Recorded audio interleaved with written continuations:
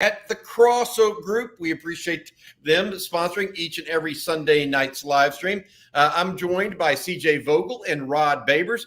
We're here to talk a little Longhorn sports, a little football, some recruiting news breaking over the weekend. But let's start with the women.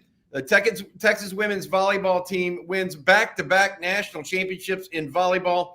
They beat Nebraska 3-0, 3 sets to love. And I've got to tell you, the last two weren't even close. I mean, they took it to them.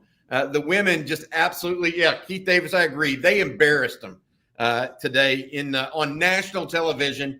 Everybody thought Nebraska was the nation's #1 team, 33-1 going into it. The Lady Horns, 27-4.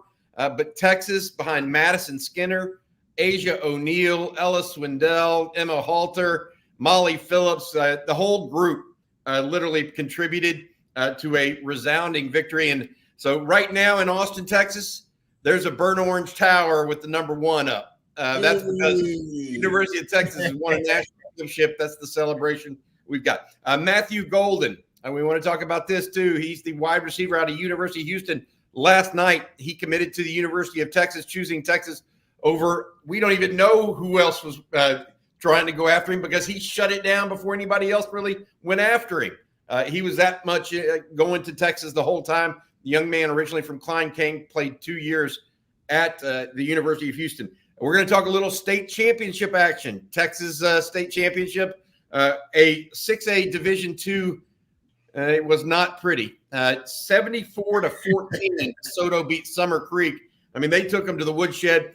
North Shore gave up a fight of sorts in the second half against Duncanville, but the two North Texas teams really carried the night in 6A in the state championships. Men's basketball, that was a big one in my opinion this weekend. They went down to Houston, the Toyota Center, and beat LSU 96-85. Importantly, it was the first game back for Dylan Dessou this season. He had 17 points, 4 rebounds, but listen to this, he had 5 assists. We talked about in the last month or so how Texas wants to play inside out. That means tossing the ball in and then getting Max Asmus the ball on the perimeter, some other shooters on the perimeter. Asmus led all Longhorns yesterday, I believe, with 20 points or 19 points. Can't remember which. But let a Longhorn win 96-85. All right. That's my soliloquy for the night. We're also going to be taking folks' questions, talking a lot of recruiting action. CJ's here for us, as well as some of my own information. Rod's going to talk a little Longhorn Washington matchup. He says he's been doing some research over the weekend. Mm-hmm. And more than anything, we're just going to have a little fun. Rod, I'm going to start with you, and I'm going to ask you what you saw today. I know you watched a little volleyball. You watched some Texas state championships. You have anything on your mind you want to talk about? First of all, congrats to the ladies winning back-to-back. That's big, man. That's huge. So congratulations. First of all, how many coaches at Texas have won back-to-back championships? Did that put Jared Elliott in some rarefied air? I don't know how. I think it does. The swimming and diving coach. Clearly. Yeah. Mr. Quick. I mean, they kill it over there. But that's true. Yeah, I feel like that's one of those rare situations where they don't many. You're right, Rod. It's tough, man. It's tough to do. So, congrats. That's phenomenal. I mean, that's a dynasty. There's no doubt about it. Any way you're looking at it, that was his 7th time, I believe, playing for the championship. Coach Elliott, 3rd time in 4 years, and the way they beat number 1, 2, and 3 on their way to the championship. Man, it was not an easy road. They just made it look easy. So, congrats to the ladies. Got to throw that out there first and foremost. The state title game. The thing that I found interesting is that both the DeSoto and Duncanville, and I didn't even know this because I don't watch a lot of state title games. I had a friend of mine who was breaking it down for me, that they're both in the same district and that North Shore and Summer Creek are both in the same district. Yes. That is crazy. That is, I mean, those got to be some that's a doomsday district there in Dallas, man. That's crazy. Right. Rod, when I was in high school, they just started doing 2 teams into the playoffs. They used to just do 1 team from a district in the playoffs. Wow. Now one district's creating 2 state champions. Yeah, right. Like I don't even know how that. I mean, CJ, you got a chance to watch these, but that kind of blew my mind. That I think it's in District 11 6A, if I'm not mistaken. That's they call it the District of Doom in Dallas, in D-Town, and then the H-Town district, which by the way is the DFW is on a whole nother level right now. I've been tracking this, Bob, and this kind of relates to recruiting. I've been tracking this since 2020. Metro areas in America that produce the most NFL talent. The only metro area producing more NFL talent right now, draftable NFL talent than DFW is the Atlanta metro area. That's it. And beating every other metro. In Houston, by the way, is still in the top 6 metro areas, and it ain't right now. It's not on the level that DFW is. And I'm from H-Town. All right, so CJ, I usually want to represent it, but I'll let everybody know DFW different level right now, man. They ain't even close. Yeah, the bragging rights are up north. That's for sure. CJ, what you see? Who were some of the guys? I saw some of the Duncanville North Shore game. I was really impressed with Alex January, the defensive tackle. Only a 3-star, but he didn't play like a 3-star last night. What were some of the guys that you took away and said, hey, these guys are future NFL high-level college players, in your opinion? No, 100%. I mean, I think January, to an extent, gets overshadowed on his own team. You know, we can talk about the rankings and debate that all you want, but on his own team even, you know, normally when you have a guy in the trenches that's committed to a school like Texas, you know, he's going to be that guy in the trenches. And, you know, it's kind of crazy, and it's a testament to just how talented Colin Simmons is that all the attention goes to him on the edge. And, you know, to Colin's credit, you know, when you go back-to-back on the defensive MVPs and state championship games, yeah, that alone speaks to how talented he is and, you know, how well he is able to stand up and show out in big games like this. You know, he's doing it on the biggest stage. I think his final stat line was 8 tackles, 3 sacks, a forced fumble. That fumble was recovered by January. So if you want a little glimpse of what could be, you know, possible down the line at Texas, there it is. It was pretty cool to see. You know, they weren't the only ones from the Metroplex. Aledo, 12-time state football champions now for Aledo. Jamichael Finley's son, I saw him catch a couple. He looked pretty good too, at CJ, but he's only a sophomore in high school, right? No, he's still very young. He's got a long ways to go, and, you know, the good thing is he's already catching some attention nationally. Caden Finley, a kid that I was able to see last year. Go ahead, Bobby. I saw you perk up there. Yeah, it's not good that he's catching attention nationally. We want him to stay in Texas. Yeah, no doubt. But no, I was able to see him in person last January, right around the turn of the calendar at the All-American, you know, bowl game, showcase, camp, whatever they got down there. And, man, like, you can tell right away, like, the athleticism and the genes were passed down 100%. Yeah. I look at it in – North Texas, the only Houston area school, and it's not really Houston. It's more Southeast Texas, Golden Triangle. Port Neches won. Yeah. Port Neches Pros won the state championship. They have an offensive lineman, Jackson Christian, that Texas is looking at as well. All right, we're going to get to some of y'all's questions. I'm going to talk a little Longhorn recruiting because that is what's brewing right now. To be honest, it is 4 days away from National Signing Days. Texas got a commitment yesterday. Texas looking very, very good for a couple guys we need to get into here tonight as well. But first, I want to say thank you to our sponsor. Our Sunday night live stream is brought to you by the folks at the Cross Oak Group. Cross Oak is one of the leading government affairs firms in Texas, specializing in lobbying, political communications, business development, and regulatory compliance. These days, government finds ways to impact nearly every aspect of your business. With decades of experience ranging from the State House to the White House, Cross Oak Group helps its clients hedge risk and protect and grow their bottom lines. To learn more, go to www.crossoakgroup.com. Thank you guys for your sponsorship of the Sunday night live stream. Hey, this one from Daniel Kinnaman, guys. Thanks for the volleyball coverage and bringing in the coaches, Coach Shipley and Coach Davis. Rod, I don't know if you got a chance. You talked with Coach Shipley on Thursday for Football Theory. I don't know if you got a chance to watch the interview I had with Greg Davis over the weekend, but man, what a tremendous, I want to say this, and I appreciate him joining us on the show, obviously, but you talk about an old ball coach that kind of has a gentle soul. It came through in that interview, I thought. He's like a player's coach. He's not necessarily he's not the rah-rah players coach, but he's kind of that guy that you can rely on as a player, and you know what you get when you talk to him. Yeah, and it's kind of new age, right? Because, he wasn't the kind of coach that was going to dog cuss you about making mistakes. That just really wasn't him. He wasn't volatile, highly emotional. He was pretty even kill all the time. Even when, things were going great, he was just a kind of an even kill guy. I think that helped him in his play calling. One thing I loved about Coach Davis, I love that also about him. I think that's the way, nowadays coaches are more even kill. They don't blow up on guys. They're not going to be, dog cussing guys like they used to. That's an old school approach now, because guys will put you on blast on Twitter, on social media, right? Or guys will transfer. You got to be a little bit, a coach, you got to be a little bit more agreeable as a coach these days.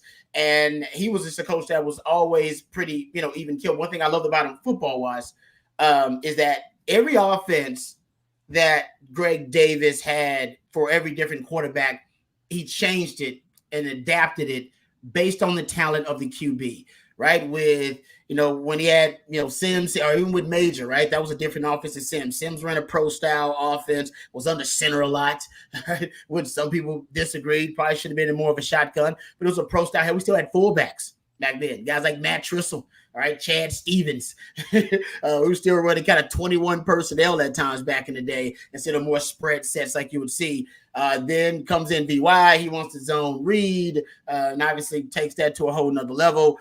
When Colt comes in, Colt runs kind of a multiple spread, kind of a multiple spread set, and it's a different offense than Sims ran and then VY ran.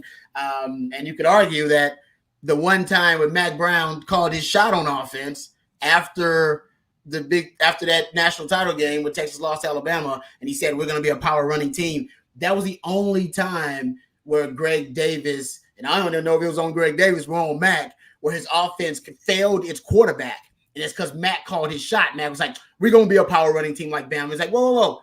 Greg Davis always adapts the offense to whatever talent is presented to him at quarterback. He doesn't just, he never says, hey, the quarterback's don't fit my system. No, his system will always fit the quarterback. He was always a QB system guy. And, and I think, Matt kind of threw that off. But anyway, different discussion for a different day.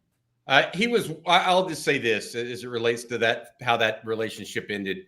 Greg Davis was 133-34 at Texas as the offense coordinator. He got fired after a 5-7 season. Okay.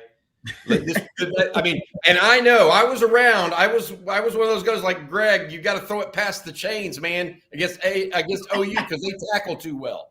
I understand. I'm not recreating history here. I had my brothers, well, just like every Texas fan did, but the proof is in the pudding. 133-34. I mean, Mac was not nearly as successful once he left. I'll just put it that way. All right, a couple other questions here we'll get to now. Bobby, this from Kelly Hyden. Any concerns that we only got one commit from this weekend? Could we have one or two silent commitments? The answer is I am not concerned in the slightest. And could we have one or two or three commitments silent is more the question, not including one that was visiting somewhere else this weekend in Trey Moore, the defensive end out of UTSA. Look, I'll let CJ address, and CJ, I want you to go through the guys that visited and where Texas sits with all those guys, if you don't mind. Yeah, absolutely. It was a big recruiting weekend, and it's this staff's kind of going back to the well, if you will, right before National Signing Day. Here we are again looking at potentially a couple flips, a couple guys in the portal. We already got one in the bag that we've seen go live with Matthew Golden last night. I'll start with the portal since we're already on that topic. Andrew Makuba, Clemson defensive back, on campus this weekend. He's back home, if you will, in Austin, checking out the campus, hosted by his former high school coach and now the director of high school relations, Jamal Finner, on campus this weekend for his official visit. By all accounts, everything that I've heard that's gone on from this weekend, very well. It went very well for Andrew Makuba.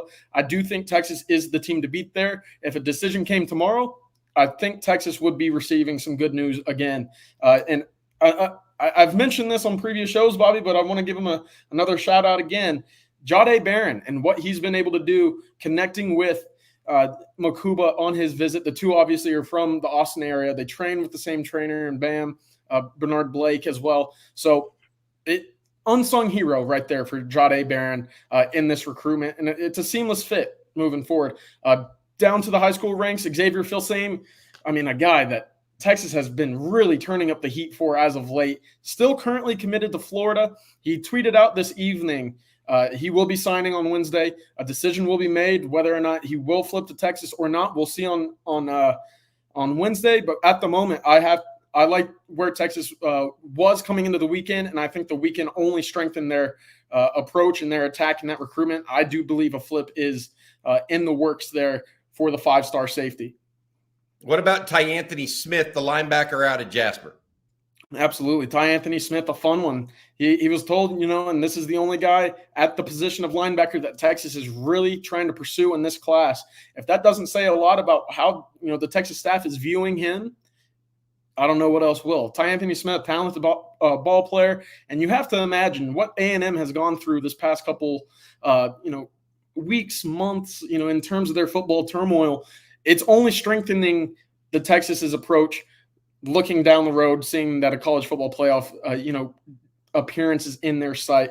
I was told last week coming in, if he gets to campus, that's when things should really start heating up on the Texas side of things. He went through an entire weekend in Austin. Texas is looking good. All right. Then the last high school guy, Alex Foster, is one we know the least about, frankly. He's from Greenville, Mississippi. Went to St. Joseph's School there, a smaller school, but he's not small. He's like 6'5.5", 250 plus pounds. My understanding there, CJ, and correct me if I'm wrong, is that he did not get pushed to commit, and he's looking to make a decision in February of next year. And that gives Texas time maybe to look at other defensive tackles as well, like D'Alen Evans, the defensive tackle out of Longview Pine Tree, as well as Dominic McKinley out of Lafayette, Louisiana, that guy as well. So legitimately, yes, Texas got one commitment this weekend in Matthew Golden, but I think that they could go 3 of 5 or 4 of 5. I wouldn't wager, don't get me wrong, but I think that if a smart man would say they're likely to get at least 4 of those 5 at this point. Yes. Is that a fair assessment? I think so. And again, this weekend, the remarks that I've heard coming out of this weekend varied, that they did not vary, actually. It was all positive news. It was all, this is what, you wanted to hear coming out of a big visit weekend late in the year as the signing day and the portal window is still open. Positive remarks all the way around. And again, like you said, I think 3 is the floor, 4 is looking possible and, potentially even likely. Got it. All right. We got one thing here that I think I want to get to real quick from Juan. Bobby, it's like clockwork. A&M is going to be what they were in the Big 12 football wise. Texas will be Texas. Also, did you see the disrespect North Shore did at the end of the game, not shaking the hands of Duncanville? I did not see that. Did anybody see that? I didn't see it. I was doing other things. Hey, I want to say this. A&M is got some issues right now. I mean, there's just no two ways about it. We've chronicled that here, but they've got to get out from under themselves right now. I mean, they're losing guys. They just lost their quarterback commitment for the class of 2025. He decommitted last week and committed to Ole Miss this weekend. I mean, they're not just losing 2024 commitments right now, guys. They're losing street credibility with guys like Zion Williams out of Lufkin, a defensive tackle that everybody in the country wants. I mean, they're taking some direct hits, not just in this recruiting class, but in future ones as well. All right, let's keep going here. We got some time for questions and thoughts. Before I go on, though, Rod, I want to ask you, what are the 1 or 2 things you learned or were thinking about this weekend as you dove deeper into your Washington deep dive? Yes, a couple of things, right? So I've been rewatching that game from last season with Texas versus Washington in the Alamo Bowl. Basically 2 big reasons Texas lost that game. Third down conversions, real money down conversions, because Washington went for it on 4th down. They were 13 of 23, I believe, converted. Around 56% of their money downs. That's why they won the game. I mean, it was essentially that was it. I mean, Texas held them to 1 of 10 on deep balls down the field. It was a really good game plan. I don't think Texas has strayed much from that game plan they had last year. Actually, it was a sound game plan. The issue was last season they tried to play defense with a lighter box, late rotations, all right, by the safeties to get in the run game. Oftentimes, and I think Washington was just savvy about it, Washington would run away from the late rotation. Say they were rotating down to the left side, then Washington would be running to the right side. And it was one of those things where Texas couldn't play with a light box last year and neutralize the run game. They weren't good enough in the front seven. This year, they actually are good enough in the front seven to be able to neutralize the deep ball with some deeper safeties like they did last season, and then also be able to come up late and run support. But then with guys like T'Vondre Sweat, with guys like Jalen Ford, with guys like Byron Murphy, I think they can hold up. Now, here's the thing. I do think that Washington's going to break tendency. I just haven't figured out how they're going to do it. You always break tendency to win a big game. One of the ways they may break tendency is to go more up-tempo. And keep in mind, Texas, when Texas was susceptible this year, first of all, they lost to Oklahoma. Oklahoma's top 10 in plays, right, in plays per minute. So they run a lot of plays per minute. When Texas was susceptible to teams coming back in those games where they were up by 20-something points, what those teams started doing when they got down 20-something points? Up-tempo, right? Got to. I'm running out of time, running out of play. I got to get more plays in. So they start to go up tempo. It's one of those things that Texas is susceptible to. That's why also Texas struggled in what? 2-minute drill, because it's naturally up tempo. All right. So that's one of the things that I think Washington may decide at times, situationally, to go up tempo when Texas doesn't expect it. I don't think they're going to sub a lot because they don't want Texas to sub a lot. I think they're going to try to keep Texas defensive linemen on the field, wear them out, kind of like Oklahoma did at times. Keep them running east to west, and then with the tempo, keep them worn out a little bit. Now, I don't think you can do it the whole game. And by the way, Washington doesn't want to do this. They're 75th in the country in plays per minute. They like to slow it down, take their sweet time. I wonder how they're going to break tendency to beat, because to win this game, they got to break tendency somehow. I think if they just are who they are, I do think Texas will beat them. I think Texas showed that in the last game where they held them to 1 of 10 on D-balls. They held Michael Penix to his lowest yards per attempt in the last 2 years. He was under 60% completion percentage. It was a good, sound game plan to win that game. They just let them convert too many money downs. And here's the key, real quick before we move on. The money downs, I found out how they were converting them, and this is what freaks me out. So I went and looked at the money downs they converted. When they were targeting bunch formation, you guys have heard me talk about this. That's closely clustered groups of receivers. They didn't complete a lot of them. You're talking about less than a 55% completion percentage, which is good. But they were 85% conversion rate on 3rd and 4th downs when they were targeting closely clustered groups of receivers, what I call bunch formation, stack twins, tight twins, trips in a bunch, whatever you want to call it. That's the problem. And this year, Texas, when they have to defend bunch formations on 3rd downs, it's been a problem. Teams are converting over 60% of their 3rd downs when they're targeting bunch formations against Texas. That concerns me a little bit. That concerns me because if I've seen it, then Kellen DeBoer has seen it. He's seen it from last year. It's one of the few things that Texas is vulnerable to this season. It's target because the corners and DBs have a tough time passing off receivers, all right, in coverage, and that forces you to do it to an extreme level, and it makes the windows a lot bigger for quarterbacks because it gives the receivers a free release, and you can see who's going to be open initially. You can see what DB has to give space because you have to play level so you don't get bumped and you don't get rubbed on those routes. So that's something to watch. Something that's been freaking me out, but I mean, like I said, that game plan last year for Texas was really good. This year, they'll play more bump and run coverage, I believe, too. But I think it's going to be a close game either way. Let me ask you this. When Texas playing more bump and run like they were against Tech and Oklahoma State, did that improve Texas's output against bunch formations? Oh, I'm glad you asked, Bob, because it did indeed. Actually, essentially shut those concepts down. No, it really did. It shut those concepts down. I wouldn't looked at it. If you're talking about targets to bunch versus Oklahoma State, less a 50% completion percentage, versus Texas Tech. I mean, hell, they held Texas Tech to 2.4 yards per attempt, period, overall. So they shut those concepts down. And that I think, and I pointed out, I think that was Texas' adjustment to it.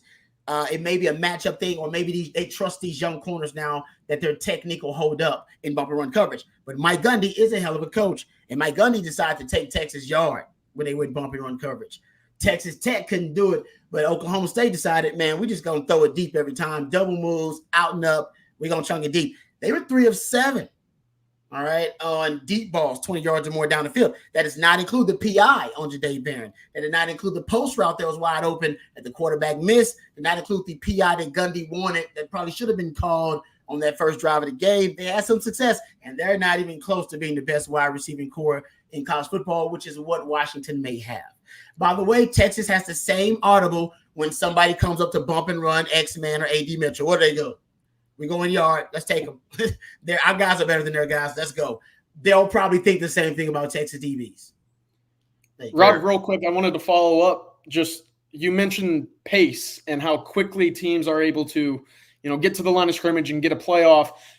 Having, seen kind of the rise in up-tempo offenses recently, how, I guess, different is it defensively to face an offense that comes out flying to begin the game versus how, they might do that in the second half of a game? Is it that much of a difference? Is it still the same stress?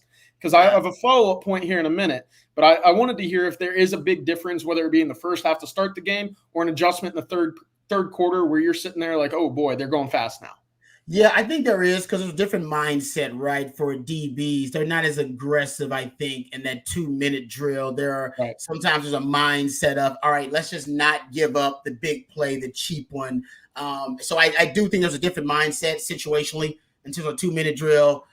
In terms of, like I said, Texas at times, they've struggled when just with up-tempo teams, period. When teams get down by 20-something points or 20 points, they decide we need more plays and we're running out of time. TCU did that. U of H did that. K-State did that. They all did it. And once they became up-tempo teams, they had success against Texas, right? Essentially replicating a 2-minute drill. And that's I wonder if, Washington, like I said, they don't like to do it, but I said to win a big game, you got to break tendency. And that's a way to do it, to just shock Texas in the middle of the second quarter or in the middle of the first quarter, just go up tempo. And Texas is like, what the hell are you doing? Why are they going up tempo? We don't know. Why? Just so we can break tendency and shock Texas and catch them off guard. I'm just trying to look at how they would do it. That's one way I think they could do it. Yeah, I asked that. I was looking at the numbers earlier, right before the show. Washington's first half offensively is amongst the best in the entire country. They have a great offense to begin with, but quarter by quarter, their first quarter scoring is 7th best in the country. Their second quarter scoring is the best in the country. They average 14 points in the second quarter alone. As that continues on, that scoring starts to drop. And it's kind of weird because the Texas defense is kind of the opposite. They're top 15 in the first 2 quarters. They dropped to 17 for the third, and now they're down to 46 in the fourth quarter in terms of scoring points allowed per quarter, whereas, Washington offensively, as this halftime flips and you come back out of the locker room, that 1st and 7th ranking is no longer there. Washington in the third quarter sitting there at 63rd in the country. And in the fourth quarter, the money quarter, they're sitting at 47th. So it's kind of a weird switch after halftime. And, we talk about adjustments. I wonder what they'll do coming out of halftime with tempo, going fast, stretching the field vertically. We'll see, I guess. But it is something to think about. And, obviously you'll have to adjust for it if it, becomes part of the game plan. Yep. I would say this, and I want to add this to points to that. A lot of Texas's points, as far as the Longhorns giving up points, a lot of teams were coming from behind against Texas. Absolutely. And so that's a part of it. Also, Washington in the second half was probably trying to sit on the ball and sit on a lead quite a bit. Also fair. That's a mitigating factor. Also fair. The other thing I had, Rod, you talk about speeding it up, and I don't want to belabor this, but one of the things that's problem going tempo is how much motion they do. It's hard. I know. That's what I'm saying. They do just as much motion as Sark. And so it's hard to be a hurry-up offense when literally you have so much eye candy going on pre-snap, it's not really tempo. Now they may get on the line of scrimmage, but is it true tempo if you've got, a set and a reset and a motion and a back motion? I mean, yeah, it's not you're right. Oklahoma. It's not the Oklahoma or TCU tempo. No, exactly. You're talking about more line up on the ball as opposed to true tempo. Totally agree. As I say, it would truly be them breaking tendency. It is not what they like to do. It is not what they're comfortable doing. As you point out, they like to take their time because they do a lot of pre-snap motion shifts, and they would open themselves up to pre-snap penalties, right? They start hurrying up, doing things out of character. So I'm just, like I said, is it just theoretically how I know they're going to break tendency. I just don't know how they're going to do it. I know they will. And I just don't know exactly how they're going to do it. One thing I do know is Texas is going to shut down their run game. And when Texas shuts down the run game, what's the next, the next move, the next adjustment by Washington? Because nobody's been able to run the ball on Texas. Washington won't be able to run the ball either. We know that. Rod, I got to be honest with you. Thanks for looking into that over the weekend. We can always rely on Rod to come up with some little tidbits for people to discuss and talk about from a game perspective. All right, Justin Yarbrough here. Bobby, what are y'all hearing on Xavier Phil-Sami and Anthony Smith after the OV, and what do y'all expect in the 2020? When do y'all, or what do y'all expect in the 2025 recruiting class about to begin? So a couple things here. One is we've gone over this. People just now coming in. We've added about 600 people since we started this. Xavier Phil-Sami and Anthony Smith both had their official visits to Texas this weekend. If you're just now catching up, Smith, we did not know for sure if he was coming in. He did make it in on Friday. Phil-Sami also made it in with his dad over the weekend. Both of those young men remain committed publicly to other schools. But I would say pretty clearly that both of them are thinking very heavily about the Longhorns right now. Smith has not spoken publicly about when he will make up his final decision. He may not even make an announcement. We don't know that yet. So as soon as we know that, we'll pass that news on. As far as Phil-Sami is concerned, he said via tweet that he is going to make his announcement on Wednesday at 3 p.m. at his high school. So we're talking about late Wednesday, right? Because signing day starts at 7 a.m. We'll be on air here on Texas football all day long. But that's what we're waiting on right now, Justin. We don't have any more than that. We do believe Texas sits in, if not the catbird seat, certainly pole position with both those young men, given the fact that they visited so late in the game, that there's turmoil at both schools, frankly. Florida right now, an absolute mess. The Aggies not much better. So actually they're worse. So my point being that neither of those guys, the fact that they were at Texas this late and that Texas has been recruiting them so long, I think that it really looks good for the Longhorns. As far as the 2025 class, so right now Texas has one commitment, and that young man is KJ Lacey, the quarterback out of Saraland, Alabama. It's in the Mobile area. Now there is a possibility of a commitment in 2025 tomorrow. Emory Winston, a tight end, 6'3", 235, out of Calhoun County, Georgia, will make his announcement tomorrow at 4:30. So be on the lookout for that. That would be the second commitment of the class of 2025. He was a 5A All-State selection at wide receiver, had 900-plus yards receiving last year, Rod and CJ. So that's where it's at right now with the 2025 recruiting. They're going to have their first CJ, when did you say their first junior day was for the class of 2025? January 20th, a little over a month from today. I'm really excited for this 2025 class, especially the in-state crop. I think there's a lot of good talent, especially on the offensive line. There will never be a shortage of receivers in the state of Texas as well. And I think Texas, coming off the momentum that they have currently, they have a great opportunity to make a splash in that 2025 class. And I mean, what better than to cap, a potential national championship than getting the top batch of 2025 prospects on campus right away. All right. I'm going to ask you this one, Rod, if you don't mind, because you've watched him. Matthew Golden will be electric in a Xavier Worthy role. This is from Tyler Davis. And the thing about Golden, I think he's a little bit more versatile than Worthy in some ways, right? I mean, Worthy's he's that get it and go kind of guy. Golden may be a little bit different, right? Yeah, I think Matthew Golden's stop and start ability. He may be a little. It's weird to say a little twitchier. Xavier Worthy, obviously, straight ahead speed. I think he, I think he wins that, no question. But I do think Matthew Golden's a little twitchier. I do think his ability to stop on a dime, start and stop, is what helps his kickoff return ability, right? And I even said that if he can't crack the receiver rotation, which I think he will, but if he can't, Sark won't waste that kind of dynamic ability.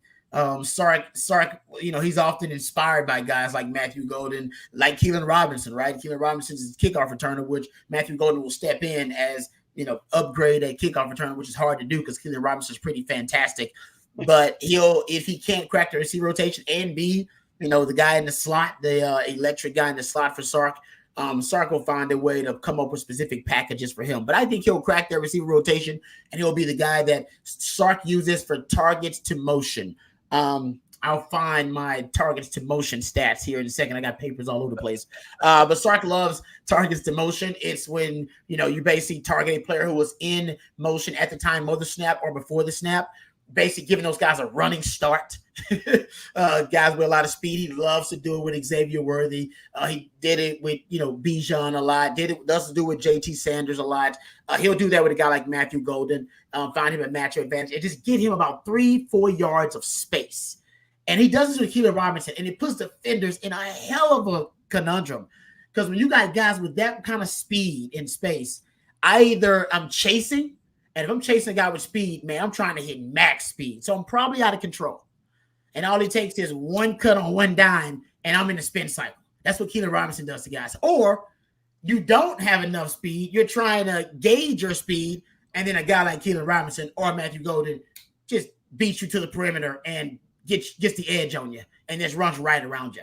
And all you need is a few yards of space, and Sark's great at scheming that little bit of space for guys like Matthew Golden. So I think he might be a little bit more versatile than thinking I might put him in the backfield at times and run plays for him out of the backfield, just straight up. Interesting. Well, if he can get the ball in space, almost like a kick returner, right? Exactly. Weaving himself. I mean, that's a natural kind of instinct. It's almost like Jonathan Brooks. Jonathan Brooks is really good on the screen game, right? But he's better than most people because he's got a sense of timing as well as when to hit the jets. Maybe that's the way Golden will be with the swing pass type stuff, Rod, is what you're talking about. All right, this from Jeff Carey. Went to the Division VI high school games yesterday. DeSoto was extremely impressive. 74 points later. I think, Jeff, do you think they are the best team in the country? Who are the top prospects? I will say this. I have no clue. I've covered high school football and recruiting for so long, and I will tell y'all this. There is no debating in figuring out who the best team in the country actually is. I think it's in high school, it's just so bizarre because here's one thing that can happen. One team has a bad position group and another team has a strong one, and all of a sudden that other team wins. It's not like college football or even pro football where there's reasonable approximations. There's this wide chasm between St. John Bosco and Duncanville that you just don't you can look at them all you want. It used to be Concord de La Salle in Northern California back with Maurice Jones-Drew and DJ Williams and all those guys. I've been to them all, and it's 5 to 1, half dozen or 6 to 1, half dozen the other. And the other thing is coaching can make the biggest difference of all, because if you have a scheme and you have a scheme fit, that's the big one. CJ, tell them about who the top prospects are at DeSoto in your opinion. Yeah, definitely. Jeff, to your question, are they top three? They certainly made a good point. You already have a win over Duncanville, who won a state championship right before you. You go out and win by 60. So yeah, I think they're in that conversation to say the least. That DeSoto team is stacked, as you would imagine. I mean, the big names in the 2025 class that Texas will be keeping a close eye on. You look at the massive left tackle right there. Byron Washington, 6'8", 380 pounds, might be even bigger than that. He visited Texas in July prior to the season. I think he made it down for a game against Wyoming as well. That's a kid that is very interested in Texas. You talk to him and he loves what Kyle Flood has done with quote unquote, the big humans that have been committed and developed under him and his tenure as a offensive line coach. Texas is in that mix right away for him. Tiger Wright in the running back. I know Texas is looking nationally at the running back position, and Tashard Choice can basically put a pin on any player in the country that he wants, and he'll go get him basically. But he's a talented player. And then 2027 wide receiver, true freshman at a school like DeSoto. You rarely see it, but Ethan Booby Feaster, receiver out there, runs about a 10.3 as a freshman. He is a kid that can fly, and you'll hear that name a lot over the next 3 years. And those offers are already flying in for him. One other guy I wanted to mention very briefly is Sale Reyes, defensive back, plays safety for DeSoto currently. He was intrigued with Texas and Oklahoma previously at the beginning of the year. He's from the north, I believe. Michigan is where he moved down from right at the beginning of the year. So he has ties to the north. Notre Dame's interested in Michigan as well. If Texas is, looking at a guy that can fly to the football and bring the boom, he's a guy in that class that I would keep a close eye on. Interesting. Well, thanks for that. I have to say this. When you said 10-3, my ears perked up as a high school freshman, because that's close to winning the state championship, guys, as a freshman at running back. Hey, CJ, you and I can answer this one from Daniel Kinnaman together. CJ, are we better taking Alex Foster or waiting to see if we can flip McKinley or D'Alen Evans? While I think that Texas only wants one more interior guy, it's not out of the question they'll go to two. So I don't know that it's an either or here. But CJ, what are your thoughts? Should they wait on McKinley and Evans or go with Foster immediately? It's tough. I like Foster a lot. I think there's a lot to like about his potential.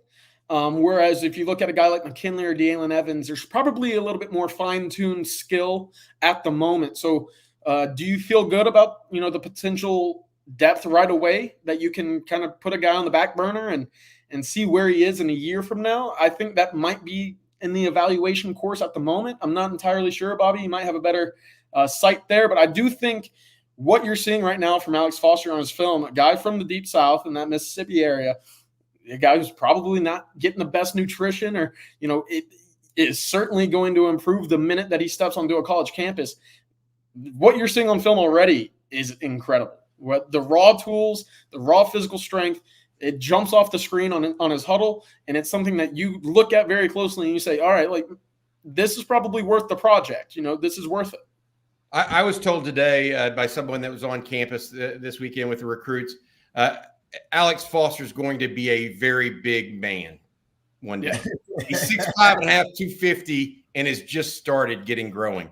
Look, I don't know how Texas is going to play it out. As of right now, it looks like all three of those guys are waiting until the February signing period. Interestingly, D'Alen Evans, for those that are unaware, is the defensive lineman out of Longview Pine Tree. He was actually supposed to be on an official visit to A&M this weekend, yet he somehow found a way to be on Xavier Phil-Sami's Instagram live last night, throwing up the hook'em. While he's committed to A&M. So be aware of that, guys. All right, hey, here's another one real quick from 817 Mr. Talk Too Much. Aaron Hampton seems to like Bama a bit too much, and Aaron Butler is faster on both sides of the ball. If Hampton flips, does Texas go heavy on Butler? The reality of it is I don't believe that's going to be the case. Hampton has now reaffirmed to Texas. He even went with D'Alen Evans on a home visit of sorts when Blake Gideon was in through Longview earlier this week or earlier last week. D'Alen Evans and Blake Gideon, as well as Aaron Hampton, were all together at the Chipotle in Longview. So they had a home visit together. So I don't think Aaron Hampton's looking to recruit other players to Texas, not vice versa. Mike Goss, now, any word on how T'Anthony Smith's visit went? Is Texas still confident in a flip? Texas, you're not going to get them to be overconfident, right? But I feel like Texas, from what I understand, has some very cautious optimism as it relates to not only T'Anthony Smith, but Xavier Phil-Sami, Andrew Makuba. They certainly had some, and rightfully so, on Matthew Golden as well. Jeremy Ryder saying, according to SI, Phil-Sami has flipped to Texas. Can anyone confirm? That's inaccurate. I think they pre-wrote a commitment story CJ, you've done this a lot in your life where you have to pre-write a story. And I think someone accidentally said it public. Sometimes that's they could also have one that he's sticking with the Gators that's pre-written as well. And they flip that and they just flip the wrong one.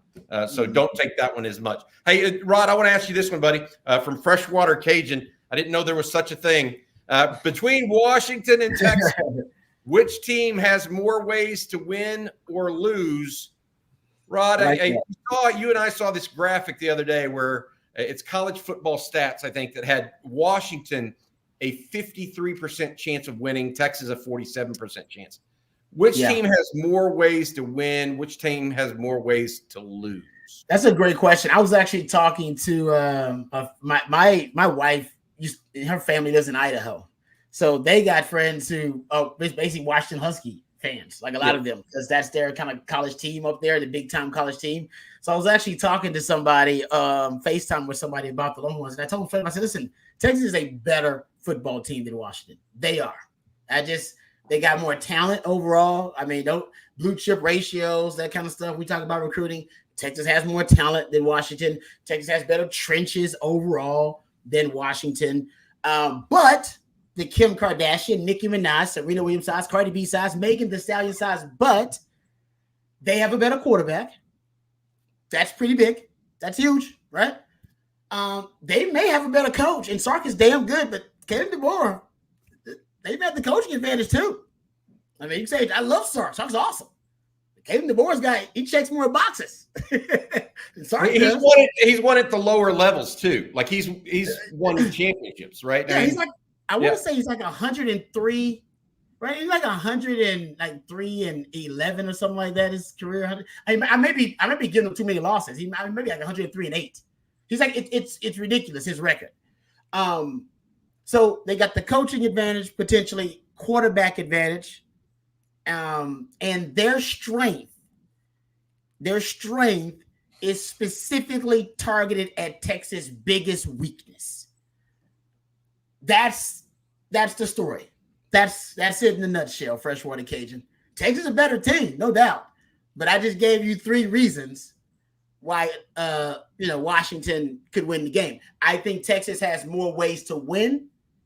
I think Washington has more ways to lose, but that one way Washington can win, their passing game, the most sophisticated passing game with the best complement of wide receivers that Texas has played all year long, 3 NFL caliber wide receivers with the first-round quarterback, Michael Penix, who was a finalist in the Heisman, and a coach, Ken DeBoer, who's just a fast-rising star in college football. Hey, they got all the ways and all of the necessary materials to beat a team that's better than them. Oregon, Oregon still to this day, if you look at it right now, so check. Oregon still probably on paper lines up as a better team than Washington, but we don't play these games on paper. They don't play them on paper. Just look at all that. Look at that. That's all the research I'm doing, trying to figure out on paper, and they can all exactly. That's exactly what. And if Texas loses, I'm gonna throw all my damn notes in the air, just like John Oliver. Okay, so that's the reality of it, man. I can give you the notes and all this stuff, but that's what worries me. Their strength is directly lined up against your weakness. They got to match up. That's a concern. Hey, here's something real quick, Rod. I want to ask you this one. Have you dug into, and this was Troy Thompson, have you dug into target share of deep shots for Washington? Are all of their receivers? Good. Roma Duns is the one that everybody is the first round pick. So you assume he's the biggest deep threat. Is that accurate, or are the Polk, the young man from Lufkin, or the other receiver, the deep threats too? Jalen Polk, Jalen McMillan, Roma, they're all like, I'll go find the numbers on that. That's a really good question. Based on the film study, just watching, I think they're all kind of equally credible in terms of their ability to take the top of a defense and be vertical threats. But Rome Odunze is the best contested catch receiver they have. It doesn't matter if he's open deep. He don't need to be open. He needs to be one-on-one. All right. He's caught 70%, over 70% of his contested catches. He leads the country or tied for the lead in the country in contested catch rate and contested catches. That's one of his X-Man abilities, is that he just needs to be one-on-one. And your DB can have decent position, but if it's the freshman Malik Muhammad on Rome Odunze and he's one-on-one down the field, they're going to take that shot all day, every day, and twice on Sunday. And they should. Real quick, Bobby, I wanted to chime in on Odunze. At times, as good as he is, he's kind of been the Achilles heel for Michael Penix in terms of turning the ball over. At times whenever as a quarterback, and you have that guy that will go up and make contested catches, you'll throw in double or triple coverage because there's just a blind confidence that he'll come down with the football. There's been 6 interceptions thrown by Michael Penix this year when targeting Rome Odunze. That's the most on the team, as you would expect. That's a big number for a quarterback that's expected to go in the first round of the NFL draft. And so it could be something to watch. Again, if Texas is monitoring, moving safeties over the top, they could find a ball that's probably just a prayer, if you will. So, I know as DBs, you like the idea of coming down with the ball that's not necessarily put in the right spot. So I think that's something to look for. That's great stuff, CJ, because think about it, last year, guys, Terrence Brooks should have had a pick 6. Yeah. They should have won the game off pick 6 from Terrence Brooks. He dropped it. All right. And he's got 9 interceptions on the year, to your point, CJ Penix does. I can think of 3, 4 off the top of my head right now, guys just dropped. Because he's got a cannon up in the arm, trying to fit in the window, or his receivers are savvy enough. They come in like DBs to kind of get a hand in there or something to break it up. But CJ's right. I said this on this live stream. He is arguably overconfident in his arm. He will try to fit it in very small windows. He's like, man, and he's confident in his receivers. Why not? Yeah. They're all NFL caliber guys. So, like I said, if he sees it, he will just throw it sometimes, even when the coverage is pretty good, because he trusts his arm and he trusts his wide receivers. So CJ's right.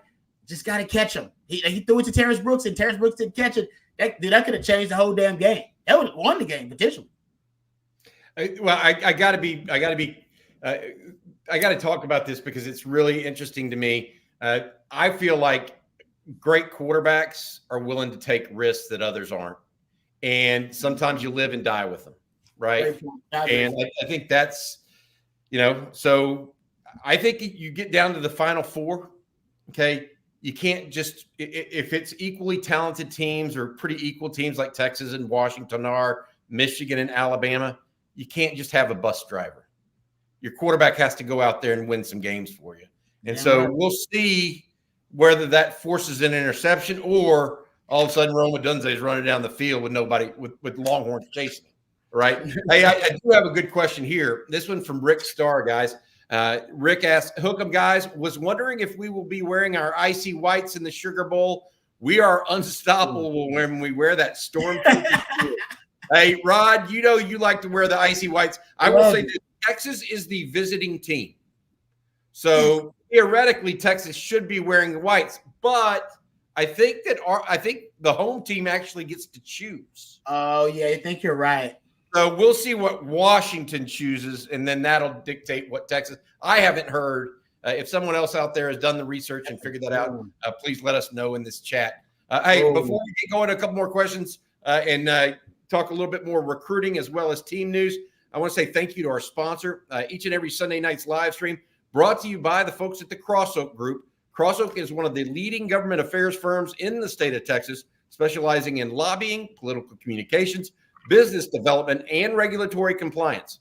These days, government finds ways to impact nearly every aspect of your business with decades of experience ranging from the State House to the White House. Cross Oak Group helps its clients hedge risk and protect and grow their bottom lines. To learn more, go to www.crossoakgroup.com. We appreciate their sponsorship of the On Texas Football Sunday Night live stream. Thank you all very much. All right, this one from Michael Klucon.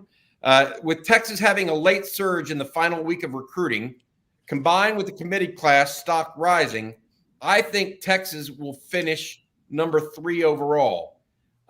Georgia and Alabama are 1 and 2, guys. CJ, have you looked into this and where you think Texas could possibly finish if they finish out with Phil Samee, Ty Anthony Smith, and then perhaps maybe a Dominic McKinley or Dalen Evans or Alex Foster?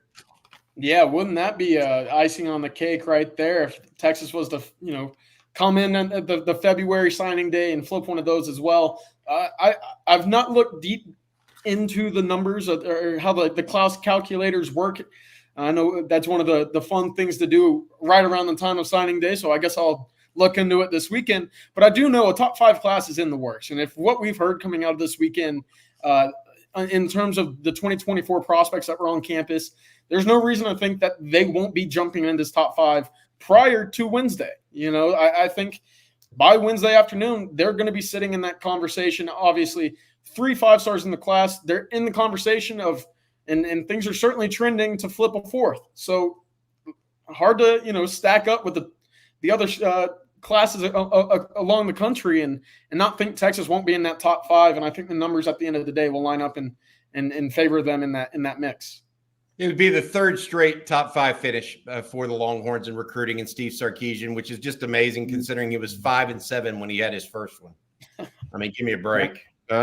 Last year, finished top 5 again, had a really good run at the end. And then this year, it looks like it's going to be top 5 again.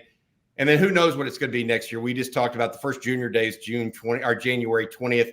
Texas could get a commitment tomorrow from a class of 2025 tight end named Emery Winston. He's 6'3", 235 out of Calhoun, Georgia. He's expected to make a decision between Texas, Ohio State, and Central Florida. It's really Texas and Ohio State at this point. And he looks, and Rod, I want to send you film of this guy. He looks a lot like JT Sanders to me. A lot of yak, a lot of catching the ball cleanly and running through the catch as opposed to just sitting tight on it. You know what I mean? Yeah. And I think that that's one of those that we'll have to wait. All right. Hey, Rod, this one's for you from Rick Amber. Rod, do you think Jonte Cook goes to the slot, Golden to X-Man's spot, Wingo will start at Mitchell's spot if Mitchell declares for the draft? I need to go over the whole draft thing in a second, but go answer the positions you think. Sark likes his receivers to be interchangeable. He likes them to be able to have some versatility in terms of the roles they play. So he's not as rigid as kind of a Tom Herman would be. X-Man plays. Sometimes you'll see him in the slot. You'll see him at the number 3 when they go trips. He'll move those guys around. But yeah, I actually do see Matthew Golden playing a lot in the slot. Jonte Cook, I think Jonte Cook's going to basically be X-Man. You're going to see him everywhere. You're going to see him outside. You're going to see basically Sark is matchup hunting. Right? When he moves X-Man around and he's making it tough for defensive coordinators to find X-Man and to be able to have their best DB shadow X-Man. So I think just like that with Jonte, I think you're going to move him around a little bit. Sometimes you're going to see him out wide. Sometimes they're going to put him at number 3. Sometimes they're going to be a reduced set. Only makes sense. So I think Sark's going to be less rigid about that kind of stuff in the future because he's recruiting his type of receiver. Think about it. Jay Witt's a guy he inherited. Now, he loves him some Jay Witt, but he inherited Jay Witt. I think now going forward, the receivers that he's, being able to recruit himself, these are all kind of going to be his guys he's handpicked. Sark's got a type, right? He likes these slight, small speed demons. And I think you're going to see more of those guys, and more of those guys are going to make it interchangeable where you can move those things around. That kind of makes this 2024 recruiting class kind of interesting with who they've targeted at receiving. And Bobby, we've talked about it briefly previously. They're kind of straying from the mold of what Sarkisian likes as, in terms of the body build at receiver position. So it's only going to, give more variance and the type of targets that they'll have, with Ryan Wingo, Freddie DuBose and Parker Livingstone. So interesting there. I'm really excited to see how Sarkisian's going to match up Hunt, like you said, with all these new pieces coming in. All those guys are big-bodied receivers too. The ones that are coming in that he just mentioned there, Rod, 6'3", 6'4", those kind of tight bodies. CJ, you were texting me behind the scenes. You have some news you just texted with Alex Foster. Tell folks about that. Yeah, Alex Foster just, traded messages back and forth with them after the visit. He did confirm he will be signing in February. That is something to monitor, obviously, with Texas looking to potentially flip him from his Baylor commitment. there will be a continuance in that recruitment moving forward. And, we probably won't see any type of movement, on that Wednesday deadline of the early signing period. Got it. Thanks, CJ. That's Alex Foster, the defensive lineman out of Greenville, Mississippi, that visited the Longhorns over the weekend. I know this from Oscar Elizondo, I know these late recruiting runs have happened with this staff, but with where it was ranked early on, how shocking, impressive is it that they could possibly be top 5 again? Shocking. This is one of those questions, right? Where there were times this summer I'm like, whoa, Texas needs to get going a little bit. They weren't getting the domino of commitments. It was like 1 or 2 every 2 weeks. No momentum. It was a slow, steady pace. Then Colin Simmons, then Zena Umeozulu, then Kobe Black most recently, Brandon Baker. It was kind of this slow trickle, right? Now they're going to finish maybe with a flurry with a guy like Phil Samee and possibly Ty Anthony Smith too. And, I am surprised. I thought they would be top 10. I thought top 5 was a possibility, but I didn't know that they would get there because they were going to have to domino on just about everybody left on the board. And so in that spot, I think I was surprised. All right. Hey, this one from Q Semper. Bobby, love what you guys do. How do you choose what hat you put on? Anybody? You know what? That is a great question. I look at which one fits my mood that day. There you go.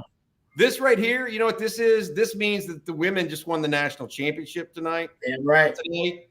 Congrats to them. It also means that the University of Texas just got a commitment on Saturday night from a recruit they wanted. The Longhorns looking in good shape for Xavier Filsaime and Andrew Makuba out of the portal, as well as Ty Anthony Smith, the linebacker. This is a joyous hat. Bobby's in a good mood.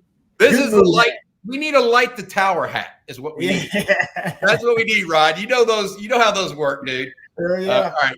Hey, this one. When was the last time 2 siblings won national championships same year, 2 different sports? The Akanas. Did you know this, Rod? One of the Akanas, Tassili Akana's older sister, transferred in from Nebraska 2 years ago, and has won 2 national championships now with the Longhorns. Okay. Now, Tassili Akana with the Longhorns is in the Final Four as well. Thanks, Mike. I don't have any clue. I have no clue. I did not know. I don't think I got to ask. Man, that's one of those questions. Shout out. Wish you'd had Bill Little, the late great Bill Little. That's one of those. I text Bill Little like, oh man, I don't know, but I know Bill Little would know. So shout out to my man Bill Little. Yeah, either that or the ESPN stats info guy, right? Yeah, exactly. So they actually have this big database that you can run cross-reference things like that. All right, hey, this one from Kevin Jones. My guess: the last team with the ball wins. Prediction: 42-42 with 1 minute left in the game. Bert Auburn on a Texas kick wins. Agree? I could agree with the last team to have the ball wins. I could see it. Because they're either going to win it or they're going to run the clock out. Kind of like Texas has done to other teams. Washington did that to Oregon in the Pac-12 championship, where they just kind of ran the ball out with the lead. I don't know about 42. 42 seems like a lot to me. Y'all see it anywhere in the 30s, like mid to low 30s, high 20s? Low 30s to me. Low 30s, high 20s. I still think it has a feel of a shootout, but I could see defenses making plays. I can see, as CJ mentioned, a Penix turnover. Hell, he had a turnover in the last game. Remember? It was a third and long they were in, and Texas had a ghost front. They were moving their D line around, had that radar front, and Penix was confused and just threw a pick.